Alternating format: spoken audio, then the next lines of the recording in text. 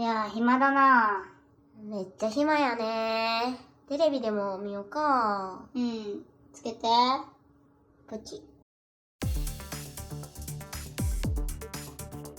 皆さんこんばんは。ストレンジニュースの時間です。あ、ニュースやってんね。これ見ようよ。あ、いいね。見よう見よ今夜はとんでもないニュースが飛び込んできました。なんと元 CIA のエージェントが宇宙人に出会ったことを告白していたことが明らかとなりました。宇宙人おんの？匿名の77歳の男性が自身の死期が近づいたことを知り、 UFO 研究家のリチャード・ドランとドキュメンタリー作家のジェレミー・コーベルにその秘密を伝えたというのです。全員聞いたことない人らやな。そんなん言うたんだや。彼らも頑張っとるんや。お前が誰やねん。2013年に行われたインタビューの中で、その男性は米軍の航空機テストが行われているエリア51を訪れた際に実際に UFO を確認したと告白しました。その匿名の男性は1957年から60年まで CIA に勤務しており、物理的な地球外生命の証拠について分析が行われていた米南東部の軍事基地で活動していました。3年しか CIA おらんかったんやん。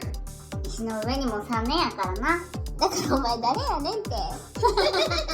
自身の死を予感していたその男性は、そのインタビューで1947年ニューメキシコのロズウェルに衝突したとされる UFO など米国政府が発見したものを見るためにエリア51に連れて行かれたことを明かしたほか、その施設に生きた宇宙人がいたと衝撃の発言もしたのです。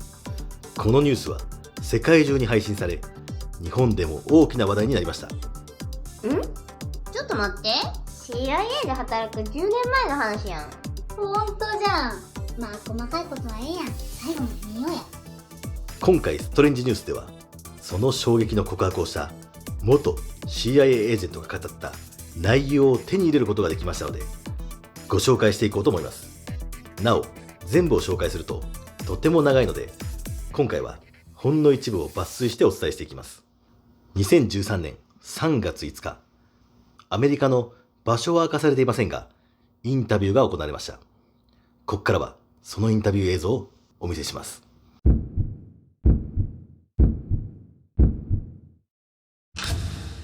私は77歳です。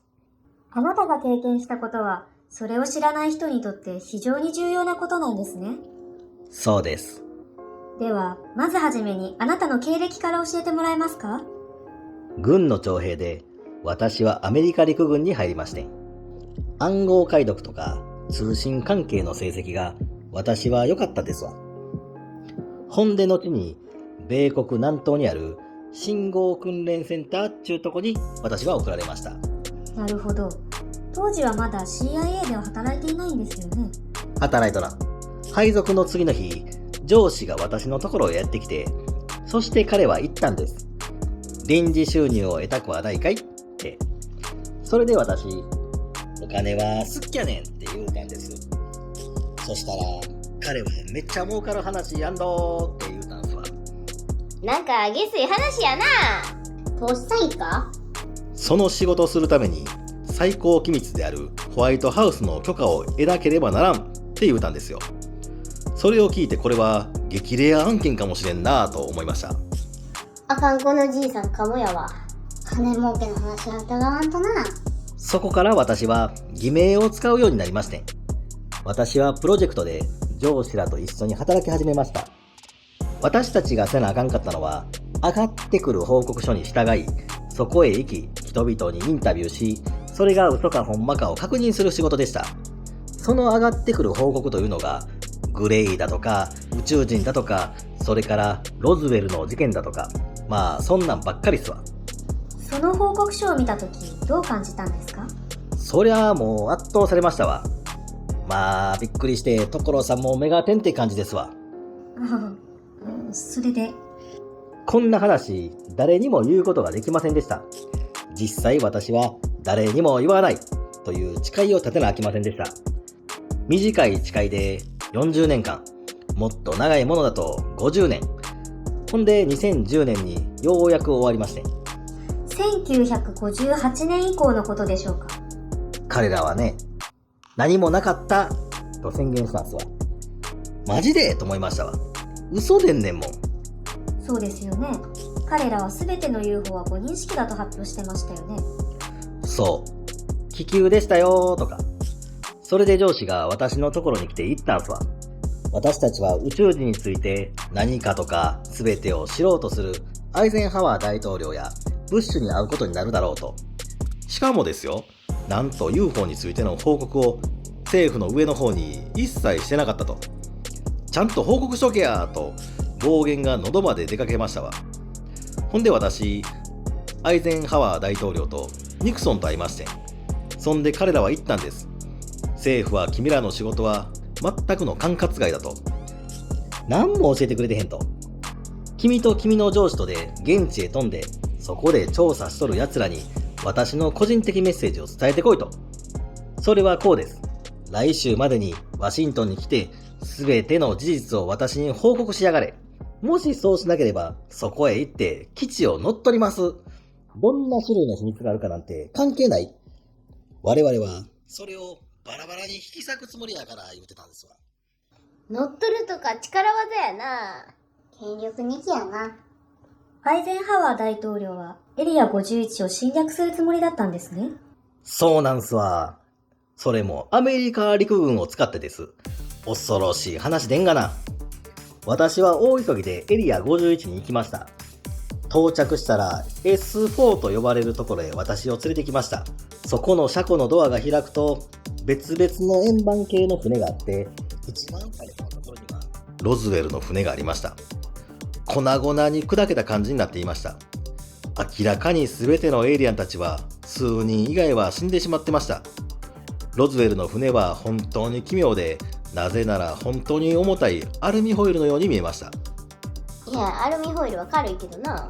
いや、いちいちうっさいねん。とこなんやからちょっと黙っとき。その船の動力源は何だったんですか？はい、それは反重力だとかそういった類のものでした。実際後になって反重力の高度、そんなもんも分かりましたね。ほんでいろんな種類のグレーたちがいました。見たんですか？解剖した時の映像を見たんですわ。さらに生きとるグレーエリアンにインタビューしているというのも見ましたわ。おー、それを見てどう感じたんですか？なんてこった。えらいこっちゃに抹茶に紅茶思いましたわ。と疑問を抜かれたんですね。そうでんねん。私の上司なんてエイリアンにインタビューをしましたからね。グレーエイリアンはどんな姿だったんですか？ちょっと東洋人のように見えました。エイリアン、まさかの日本人？黙れって。肌のトーンや基本的な形や姿は人間には似てまへんけどな。人間と比べて頭のサイズはどんな風に違ったんですか？まず脳がでかいでんな。何人かは鼻がものすごく小さくて、そして耳はただの穴でした。口はどえらい小さかったです。フリーザの第三形態や。大統領は S4 にエイリアンがいるということを本当に知らなかったんですか？知りまへんでした。基本的に私たちの仕事はこれで終わったという感じで、そっから直接ワシントンへ戻りました。大統領に報告しなきゃいけませんもんね。せやねん。私たちは2階建ての古い戦略諜報局倉庫で彼らに会いました。アイゼンハワー大統領とニクソンがいました。そしてフーバーもいましたな。そして私たちは彼らにエイリアンや全ての状況について伝えたんです。彼らは完全にショックを受けていました。彼らがうろたえているのを初めて見ました。アイゼンハワーは言いました。これは完全に秘密にしておかなくてはならない。君らもわかるよな。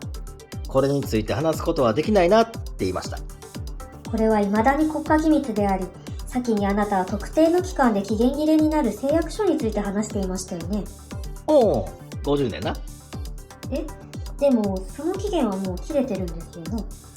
切れとんねんけど、わしの電話は未だに盗聴されてまんねん。電話会社を通して政府は私をすぐに見つけることができたんです。もう逃げられまへん。怖いですね。何かされたりしたのですか？ちょっとスーパーへ行こうとしたらな、黒い車に乗って黒いスーツを着た二人組の男が私のとこにやってきましてん。まさにメインブラック。そして私に何もしない方がいい。そして誰にもこれ以上それについて話さない方がいいって言うてきたんですわ。言う通りにしましたよ。死にとうないからね。つまり、脅しに来たんですね。ほうですほうです。無名のままでいる方がええっちゅうことですわ。貴重なお話、ありがとうございました。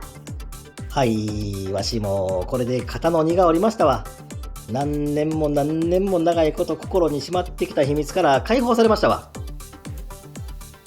以上、元 CIA エージェントの告白でした。この衝撃の告白、視聴者の皆さんはどう思いますか？では、今夜のストレンジニュースの時間はこれで以上です。長いねん。やっぱ秘密を言おうとしたら命狙われるんやな。怖い話やな。怖い怖い。怖や怖や。私は77歳です。いや絶対にこいつ仕事できないよ。下っ端系の下っ端にな